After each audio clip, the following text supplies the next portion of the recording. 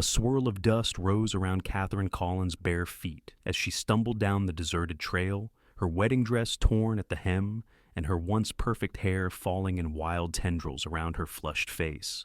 The morning sun beat down mercilessly as she glanced over her shoulder, heart pounding with the fear that her father and the man she was supposed to marry might be following close behind.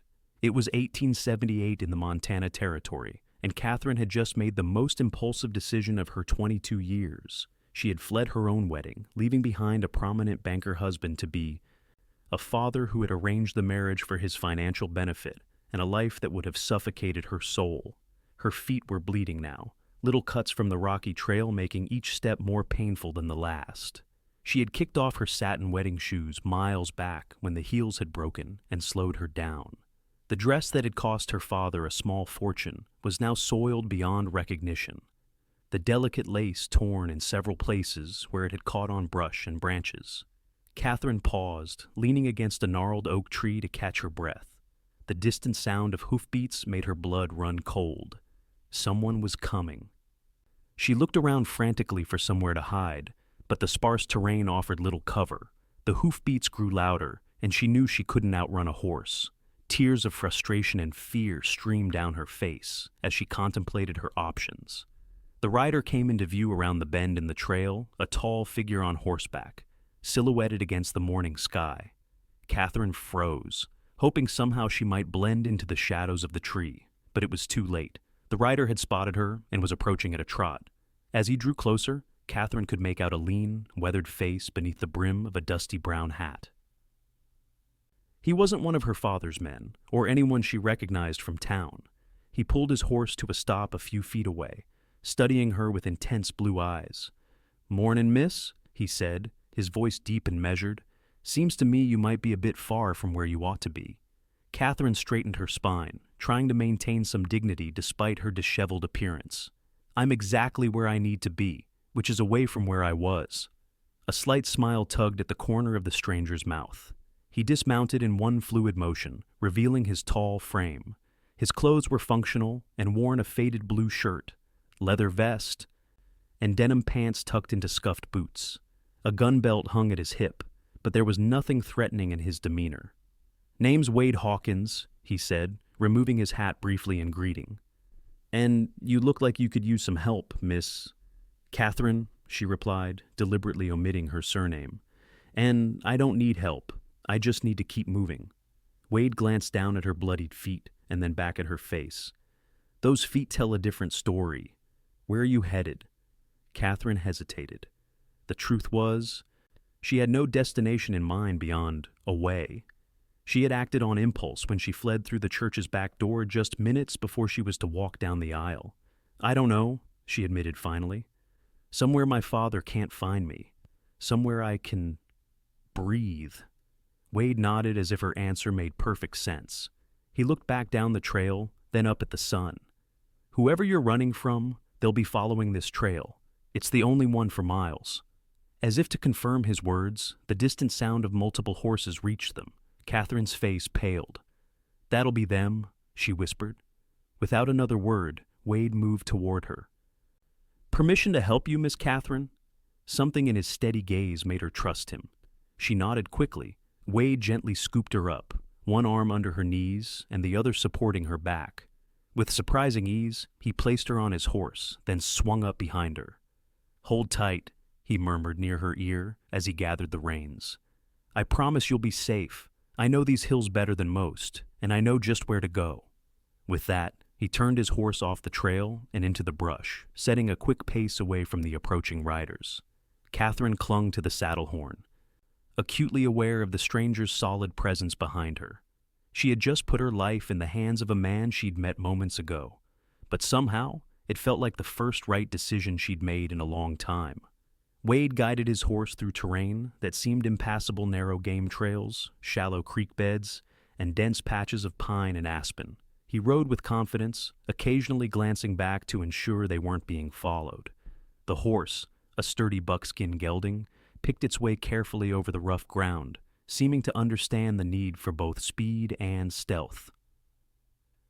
"You know this land well," Catherine observed, as they emerged onto a hidden plateau that offered a view of the valley below.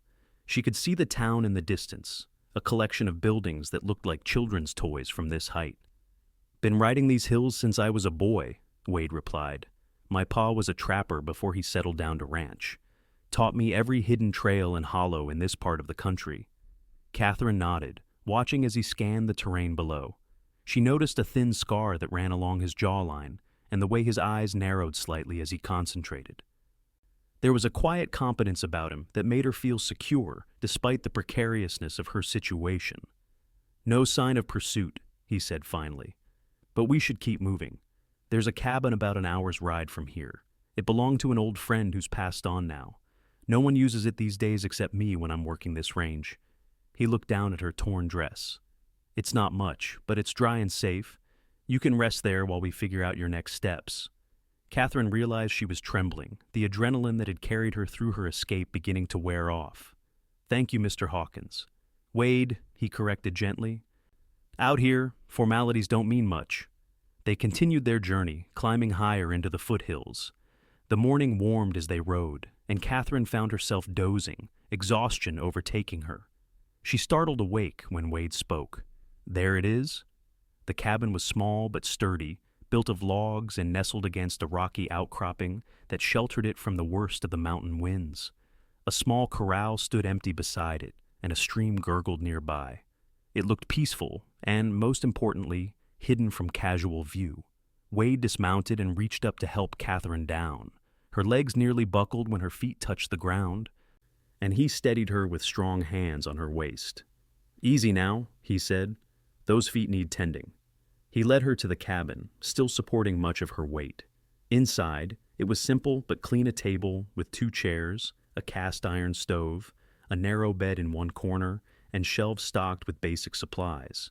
Wade helped her to one of the chairs. "Wait here," he said, then stepped back outside. Catherine heard him tending to his horse, and then he returned with his saddlebags and canteen. Kneeling before her, he gently lifted one of her feet to examine it. His touch was surprisingly tender for hands so weathered by work. "May I?" he asked, meeting her eyes. Catherine nodded, suddenly conscious of how intimate this was. A stranger washing her feet, her in a torn wedding dress, alone in a remote cabin. Yet she felt no fear of him. Wade poured water from his canteen into a basin he found on a shelf. He carefully cleaned the cuts on her feet, his movements methodical and respectful. "Who are you running from?" he asked as he worked. "If you don't mind my asking." Catherine sighed. "My father arranged for me to marry Harold Billings, the banker's son. Said it would secure our family's future." Wade's hands paused briefly. "Billings? Heard of him?" "Not kindly." "He's cruel," Catherine said simply. "I've seen how he treats others when he thinks no one of consequence is watching. And my father—" She trailed off, the pain of betrayal fresh. "My father didn't care, said I should be grateful for such a match." Wade resumed cleaning her wounds, now wrapping a strip of clean cloth around the worst cuts. "No one should be forced to marry," he said quietly, "especially not to someone they fear." When he finished bandaging her feet, he stood and moved to the stove. "You must be hungry. I keep some supplies here. It won't be fancy, but it'll fill your stomach." While Wade prepared a simple meal of beans, dried meat, and coffee, Catherine sat watching him. There was an economy to his movements, nothing wasted or showy. "You said you ranch?" she asked. Wade nodded. "Got a small spread about 20 miles from here. Nothing fancy, but it's mine. Been building it up for 5 years now." He glanced at her. "What about you, besides being a runaway bride?" The phrase made her smile despite everything. "I help my father with his business books. He has had a general store in town. My mother taught me figures before she died." "Good with numbers, then?" "Yes." "And I like to read. My mother left quite a collection of books." Her voice softened. "She wouldn't have wanted this marriage for me. She always said I should follow my heart." Wade set a plate before her. "Your mother sounds like a wise woman." They ate in comfortable silence. Catherine hadn't realized how hungry she was until the first bite, and then she had to force herself to eat slowly. The food was simple but satisfying. When they finished, Wade took their plates to the stream to wash while Catherine tried to assess the damage to her dress. The beautiful white gown was beyond salvaging torn, stained, and completely impractical. She had acted so impulsively that morning, she hadn't thought to bring anything else. The realization of her situation hit her anew. She had no clothes, no money, no place to go. Wade returned to find her with tears streaming silently down her face. "Hey now," he said gently, setting down the clean dishes. "What's this about?" "I didn't think any of this through," she admitted. "I just knew I couldn't marry him. But now I have nothing, not even proper clothes." Wade considered her for a moment, then went to a trunk in the corner. He rummaged through it and came back with a faded shirt, a pair of trousers, and a belt. "These belong to my friend's son. They might be big on you, but they're clean and whole." He set them on the table. "I'll wait outside while you change. Then we can figure out our next steps." Left alone, Catherine gratefully shed the ruined wedding dress. The clothes Wade had given her were indeed too large, but with the belt cinched tight and the sleeves rolled up, they would do. There was something liberating about stepping out of that white dress, as if she were shedding the expectations that had been placed upon her along with it. When she opened the door, Wade was sitting on a stump, whittling a piece of wood. He looked up, and a slow smile spread across his face. "Well now, you look ready to take on the frontier," he said, standing. Catherine laughed, the sound surprising her. It felt like days since she had last laughed. "I must look ridiculous." "Not ridiculous, just different from the bride I found on the trail." He gestured to the stump. "Sit a spell. Your feet need rest." She sat, watching as he returned to his whittling. His hands were steady and sure as they shaped the wood. "What will you do now?" he asked without looking up. Catherine had been pondering this very question. "I can't go back to town. My father would just force the marriage through, and now Harold will be even more resentful." Wade nodded, understanding. "You have family elsewhere?" "An aunt in California, but I have no money for passage, and I'm not sure she'd take me in against my father's wishes." Wade was quiet for a moment, considering. "I could offer you work," he said finally. "At my ranch. It's not much, and the accommodations are rough, but you'd have a roof over your head, food, and honest pay while you decide your next move." Catherine studied him, trying to discern his motives. "Why would you help me like this?" "You don't know me." Wade set aside his whittling and met her gaze directly. "My mother was forced to marry my father. He wasn't a bad man, but she never loved him. I watched her fade away year by year, until there was nothing left of the woman she might have been." His voice was soft but firm. "No one deserves that fate." The simple honesty in his words moved her deeply. "I accept your offer, Mr. Hawkins, Wade, at least until I can make other arrangements." "Good," he said with a nod. "We'll rest here tonight. It's too late to start for the ranch now. And you need to let those feet heal a bit before more riding." As the afternoon waned into evening, they talked more. Wade told her about his small herd of cattle, his two ranch hands brothers named Mateo and Francisco Garcia, and his hopes to expand his operation someday. Catherine shared stories of growing up in town, of helping in the store, and of her dreams to perhaps become a teacher. "I always loved learning," she explained as they sat by the small fire Wade had built outside the cabin.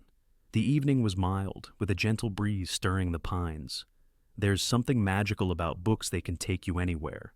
Show you things you'd never see otherwise." Wade nodded, poking at the fire with a stick. "Never had much schooling myself. Pa thought it was a waste of time, but I taught myself to read, have a few books at the ranch." "Maybe I could help you with more reading," Catherine offered, "as payment for your help." Wade smiled, the firelight catching in his eyes. "I'd like that." They slept in shifts that night, Wade insisting that Catherine take the bed while he kept watch outside for the first part of the night. When he woke her for her turn at watch, she found she couldn't go back to sleep even after he took the bed. Instead, she sat in the doorway of the cabin, looking up at stars that seemed close enough to touch. The enormity of what she had done running away, throwing her life into chaos, should have terrified her. But instead, sitting there in borrowed clothes in the quiet of the wilderness, Catherine felt a sense of peace she hadn't known in years. The next morning dawned clear and cool. Catherine's feet were still tender, but much improved. Wade had found an old pair of boots that, with extra socks, would protect her feet during the ride to his ranch. They set out after a breakfast of coffee and cornmeal mush, Catherine once again riding in front of Wade on his buckskin. The journey took most of the day, winding through rugged country that gradually gave way to more open rangeland. By late afternoon, they crested a rise, and Wade pointed ahead. There it is, Hawkins Ranch. Below them stretched a small valley, green with spring grass. A modest cabin stood near a barn and corral, with a creek running nearby. It wasn't grand, but to Catherine's eyes, it looked like freedom. As they approached, two men emerged from the barn, the Garcia brothers, Catherine assumed. They watched with undisguised curiosity as Wade rode in, with a woman in men's clothes perched in front of him. "Boss," the older of the two greeted them, his eyes moving from Wade to Catherine and back again. "Didn't expect you back so soon."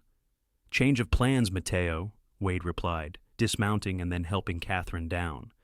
"This is Miss Catherine. She'll be staying with us for a while, helping with the books and such." Mateo and Francisco exchanged glances but nodded respectfully to Catherine. "Madam," they said almost in unison. "Catherine will take the small room off the kitchen," Wade continued. "I'll bunk with you boys in the barn for now."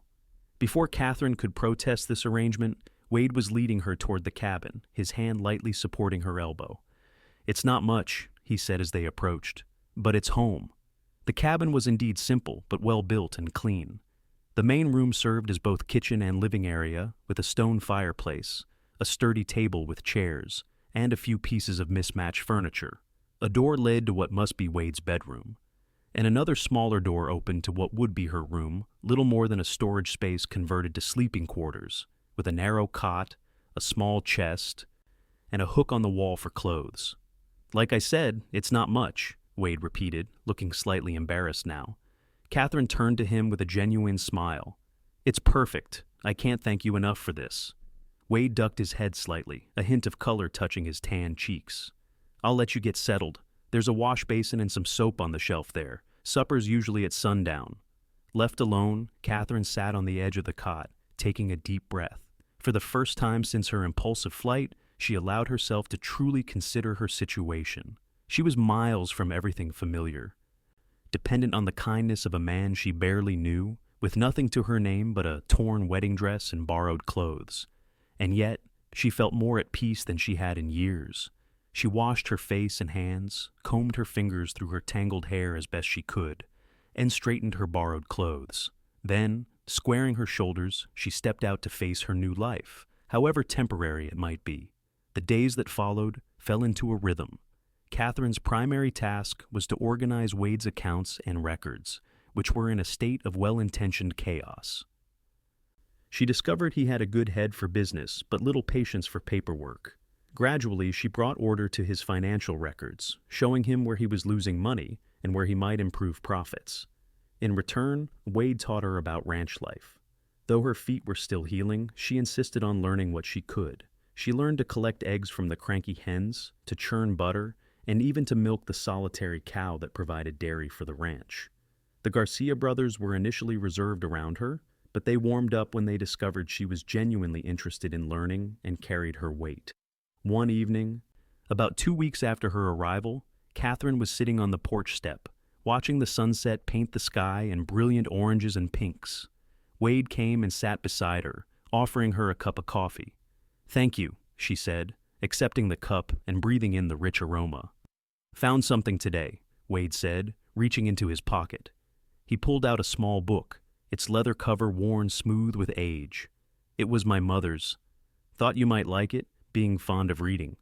Catherine took the book carefully. It was a collection of poetry by Emily Dickinson. She opened it gently. Seeing a feminine hand had inscribed the flyleaf. "To my son Wade, may you find the words I never could. Love, Mother." "This is precious," she said softly, looking up at him. "Are you sure?" Wade nodded, his eyes on the distant horizon. She'd have wanted someone to read it who would appreciate it. I can't think of anyone better. The simple kindness of the gesture touched Catherine deeply. She had learned over these weeks that Wade Hawkins was a man of few words but meaningful actions. He never complained about giving up his room or about her initial clumsiness with ranch chores. He taught patiently and listened attentively when she explained her bookkeeping methods. "Would you like me to read some aloud?" she offered. Wade looked surprised, then pleased. "I'd like that." By the soft glow of the setting sun, Catherine began to read. Wade listened intently, his eyes sometimes on her face, sometimes on the darkening sky. When she finished the poem, a comfortable silence fell between them. "My mother used to read to me when I was small," Wade said eventually. "Before things got bad with my father. She had a voice like yours, gentle but strong." Catherine turned slightly to study his profile. "What happened to her?" "Died when I was 12. Fever took her." His voice was matter of fact, but Catherine could hear the old grief beneath it.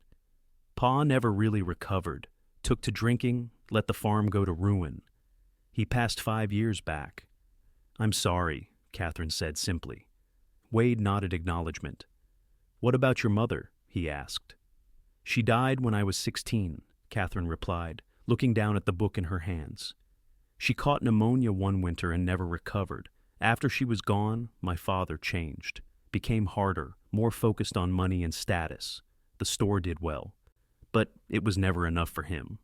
They sat in companionable silence for a while, sharing the unspoken understanding that comes from similar loss. Finally, Wade stood, offering her his hand. "It's getting late, and morning comes early on a ranch." Catherine took his hand, feeling its strength and warmth as he helped her to her feet. For a moment, they stood close, hands still connected. Something shifted in the air between them, a recognition of growing feelings that neither was ready to name. Then Wade gently released her hand and stepped back. "Good night, Catherine," he said softly. "Good night, Wade," she replied, clutching the book of poetry to her chest as she went inside. The next morning brought unexpected visitors. Catherine was hanging laundry when she heard horses approaching. Looking up, she saw 3 riders coming down the trail toward the ranch. Her heart stuttered when she recognized the lead rider, Harold Billings, the man she had left at the altar. Wade emerged from the barn, alerted by the same sound. He came to stand beside Catherine, his stance protective without being possessive. "You know them?" he asked quietly. Catherine nodded, her mouth dry with sudden fear. "The one in front is Harold Billings. The others must be men he's hired." Wade's expression hardened. "Go inside," he said calmly. "Let me handle this." Catherine wanted to object, to insist on facing Harold herself, but the cold look in her former fiancé's eyes as he approached made her reconsider. She retreated to the cabin, but remained near the window where she could see and hear what transpired. Harold reined his horse to a stop a few yards from Wade. He was a handsome man, in a conventional way, with carefully groomed blonde hair and expensive clothes that looked out of place in the rugged setting. His 2 companions were clearly hired guns, their eyes constantly scanning the surroundings. "I'm looking for Catherine Collins," Harold announced without preamble. "I have reason to believe she's here." Wade stood relaxed but alert, his hand not far from his holstered pistol. "May I ask who's looking for her?" Harold's expression soured. "Harold Billings. I'm her fiancé." "Former fiancé," Wade corrected mildly.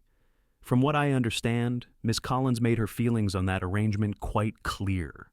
Harold's face flushed with anger.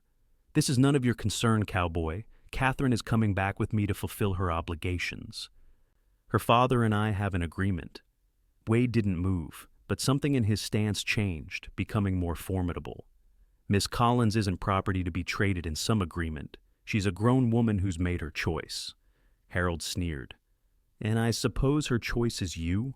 A dirt-poor rancher in the middle of nowhere?" He looked around dismissively. "What can you offer her that I can't buy 10 times over?" "Freedom," Wade answered simply. "And respect." The 2 men stared at each other, tension crackling between them. Catherine held her breath, watching from behind the curtain.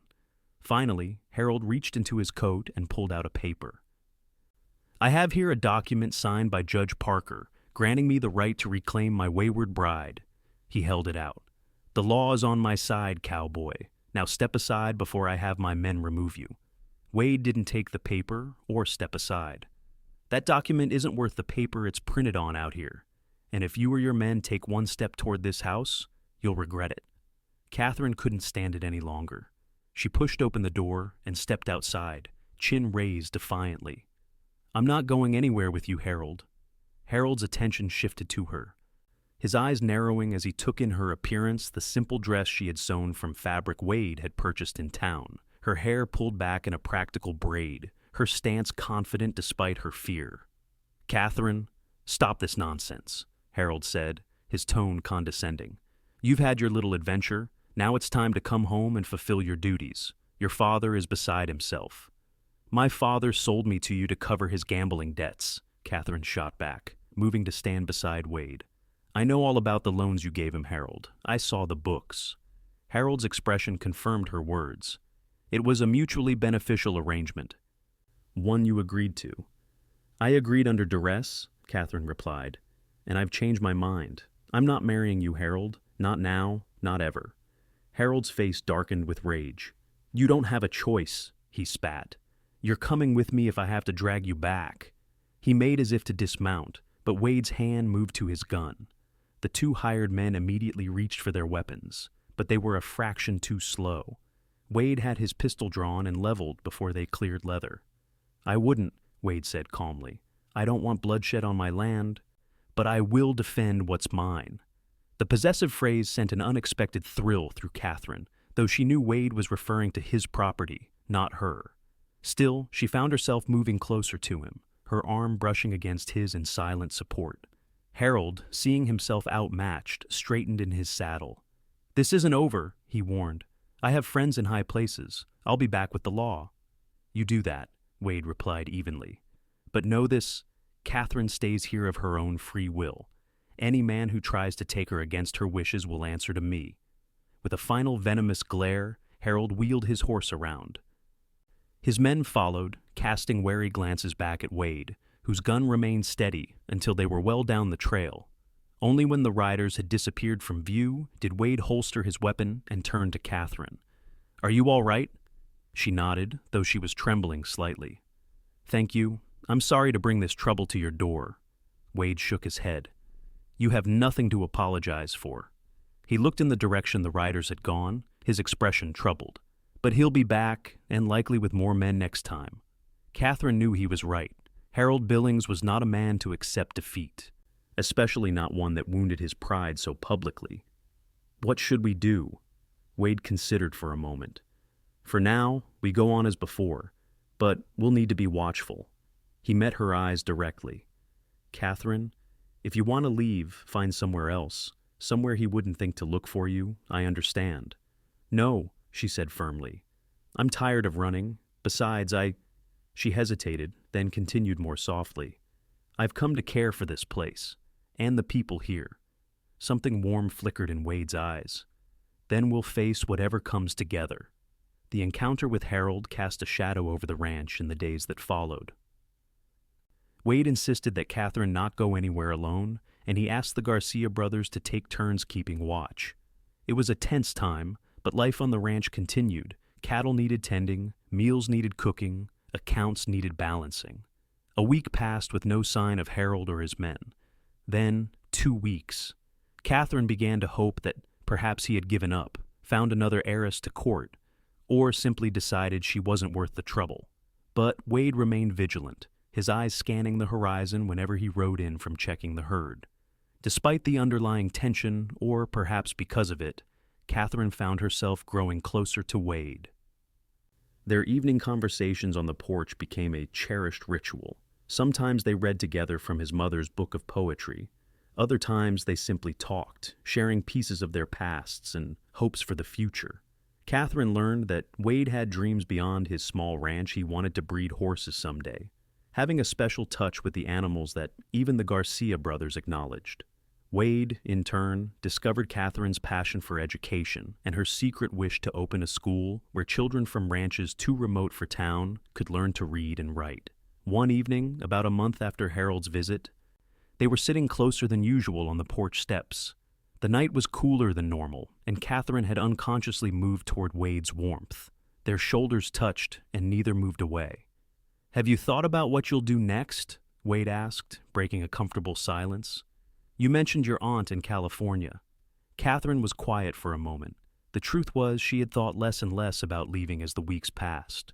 The ranch had begun to feel like home, and Wade had become important to her in ways she was only beginning to understand.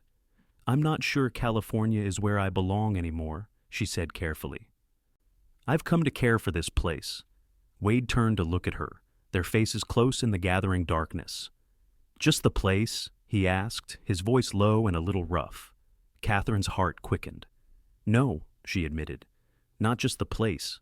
For a moment, they simply looked at each other, the admission hanging in the air between them. Then slowly, giving her every chance to pull away, Wade leaned in and kissed her. It was a gentle kiss, tentative and questioning. Catherine responded with equal gentleness, her hand coming up to rest lightly on his shoulder. When they parted, Wade's eyes searched hers. "I've wanted to do that since the day I found you on that trail," he confessed, "but I didn't want you to think I was like him trying to claim you without your consent." Catherine smiled, touched by his consideration. "You are nothing like Harold," she assured him. "Nothing at all." This time, she initiated the kiss, and it was less hesitant, more certain. Wade's arm slipped around her waist, drawing her closer. In that moment, all the tension and uncertainty of the past weeks dissolved, replaced by a sweet certainty that this man, this place was where she belonged. When they finally parted, both a little breathless, Wade rested his forehead against hers. "I'm falling in love with you, Catherine Collins," he said simply. "I think I have been since the moment I put you on my horse and promised to keep you safe." Catherine felt tears spring to her eyes, tears of happiness, of relief, of homecoming. "And I'm falling in love with you, Wade Hawkins," she whispered back. "My protector, my friend, my—" The sound of a gunshot shattered the peaceful night. Wade reacted instantly, pushing Catherine down and shielding her with his body as a second shot splintered the porch railing inches from where they had been sitting. "Inside," Wade commanded, already drawing his pistol. "Stay low!" They scrambled into the cabin, Wade pulling Catherine behind the solid protection of the stone fireplace. Outside, more shots rang out, and Catherine heard the Garcia brothers returning fire from the direction of the barn. "It's Harold," she said, her voice shaking. "It has to be." Wade's expression was grim as he checked his ammunition. "Stay here," he instructed. "Don't move until I come back for you." "No!" Catherine clutched his arm. "Don't go out there. That's what they want to separate us." Before Wade could respond, the front window shattered as a burning torch was thrown through. It landed on the rug, flames immediately catching and spreading. "Out the back!" Wade shouted, grabbing Catherine's hand.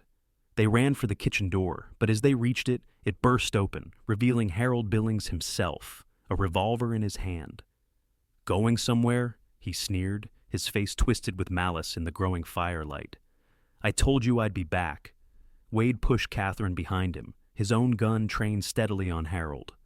"Lower your weapon, Billings. This has gone far enough." Harold laughed, a harsh sound devoid of humor. "On the contrary, Cowboy, this is just beginning." He gestured with his gun. "Step aside. Catherine is coming with me, one way or another." "No," Wade's voice was steel. "She stays where she chooses to stay." Harold's eyes narrowed. "Then I'll just have to eliminate her choice." He raised his gun, aiming at Wade's chest. Catherine screamed, lunging forward. Harold's attention shifted to her, for a crucial second, just long enough for Wade to fire. The shot caught Harold in the shoulder, spinning him backward. His own gun discharged harmlessly into the ceiling as he fell. Wade was on him in an instant, kicking away the fallen weapon and pressing his boot firmly onto Harold's uninjured arm. "It's over, Billings. You've lost." Outside, the gunfire had ceased. Catherine heard Mateo calling Wade's name, checking if they were safe. The fire was spreading rapidly through the main room of the cabin.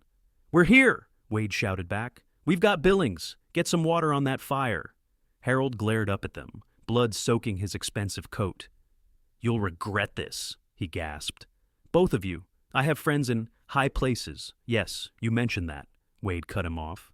"But out here, Billings, I am the high place." He glanced at Catherine. "Are you all right?" She nodded, though her heart was still racing. "I'm fine." "But the fire." "The boys will handle it," Wade assured her. "Right now, I need rope to tie up our uninvited guest." The next hours were chaotic. The Garcia brothers managed to contain the fire to the main room of the cabin, though the damage was extensive. Harold's men, 3 of them this time, had either fled or been wounded and captured. The local sheriff, summoned by Francisco riding through the night, arrived by dawn to take Harold and his men into custody. Sheriff Davis was a gruff but fair man who had known Wade for years. He listened to their account of events with a thoughtful expression. "Billings has been making waves in town," he confirmed, "throwing money around, asking questions about you two. But attacking a man on his own property, attempting to abduct a woman against her will, arson, those are serious charges, even for a man with his connections." "Will the charges stick?" Catherine asked anxiously. "His family is influential." Sheriff Davis nodded. "Judge Parker is a fair man, and with 4 witnesses, including the Garcia brothers, I'd say Billings will be enjoying territorial hospitality for quite some time." He tipped his hat to Catherine. "Madam, if you'd like to make a formal statement about the attempted forced marriage, that would strengthen the case." "I will," Catherine said firmly. "It's time the truth was known." After the sheriff departed with his prisoners, Wade, Catherine, and the Garcia brothers surveyed the damage to the cabin. The main room was charred, the roof partially collapsed, but the kitchen and bedrooms had been saved. "It could be worse," Mateo observed, always practical. "We can rebuild before winter." Wade nodded, his arm around Catherine's shoulders. "Yes, we can." He looked down at her. "That is, if you're planning to stay." Despite everything, the attack, the fire, the uncertainty still ahead, Catherine smiled. "I'm not going anywhere, Wade Hawkins. This is my home now. You are my home." In front of the Garcia brothers, who suddenly found the damaged ceiling fascinating, Wade kissed her tenderly. "Then we'll rebuild together," he promised. Something better than before. The rebuilding of the cabin became a community effort. Word spread about Harold's attack, and neighboring ranchers came to help, bringing lumber, tools, and willing hands. What could have been a disaster instead became an affirmation of the bonds that tied people together in this harsh but beautiful land.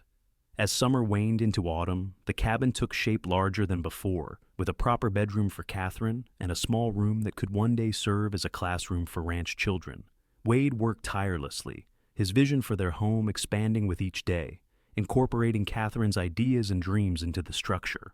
On a crisp October morning, with the aspen leaves turned gold against the blue sky, Wade took Catherine riding to their special spot, a high meadow overlooking the valley, where wildflowers still bloomed despite the approaching winter. "It's beautiful," Catherine sighed, dismounting with Wade's help. Her riding skills had improved dramatically over the months, but she still enjoyed his attentive assistance. "Not as beautiful as you," Wade replied, keeping hold of her hand after she was safely on the ground. Catherine laughed, but there was a pleased flush on her cheeks. "You're becoming quite the flatterer, Mr. Hawkins." "Just telling the truth as I see it, Miss Collins." His voice was light, but his eyes were serious as they searched hers. Catherine felt a flutter of anticipation. There had been something different about Wade this morning, a nervous energy, an intensity in his gaze when he thought she wasn't looking. "Catherine," he began, then stopped, seeming to gather his thoughts. He still held her hand, his thumb tracing small circles on her palm. "These past months have been the best of my life, despite all the trouble that came with them." "Mine too," she said softly. Wade took a deep breath. "I brought you here because this is where I first knew I loved you. We were riding, checking the north pasture, and you laughed at something Mateo said. The sun caught in your hair, and you looked so happy, so free. I knew then that I wanted to spend my life making you laugh like that." Catherine's heart was racing now. "Wade," he dropped to one knee, still holding her hand. From his pocket, he withdrew a small circle of braided silver, a ring, simple but beautiful. "I'm not a wealthy man," he said, his voice husky with emotion.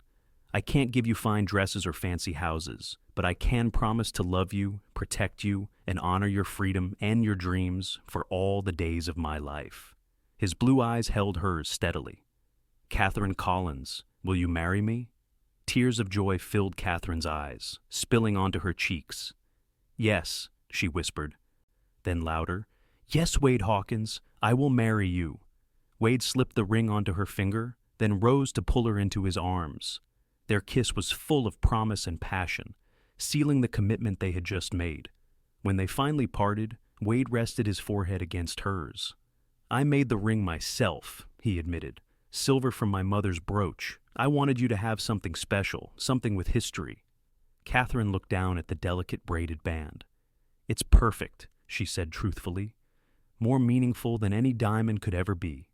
They rode back to the ranch hand in hand, their horses ambling close together. The rebuilt cabin came into view, smoke rising cheerfully from the chimney, the new roof gleaming in the afternoon sun. Mateo and Francisco were in the corral, working with a young colt. They looked up as Wade and Catherine approached, and something in the couple's expressions must have given away their news.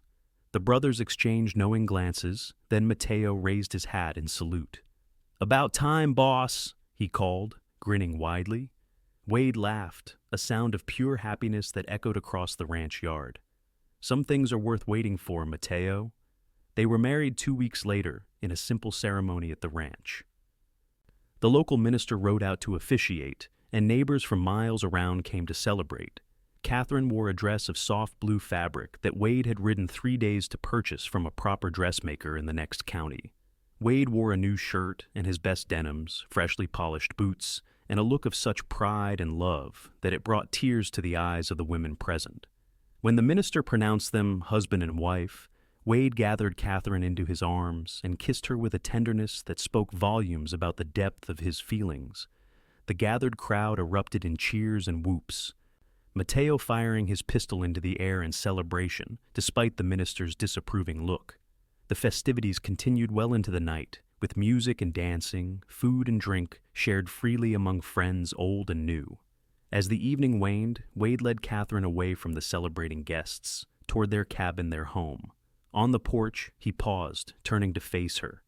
"Mrs. Hawkins," he said, testing the sound of her new name with obvious pleasure. Catherine smiled up at him, her heart full to bursting.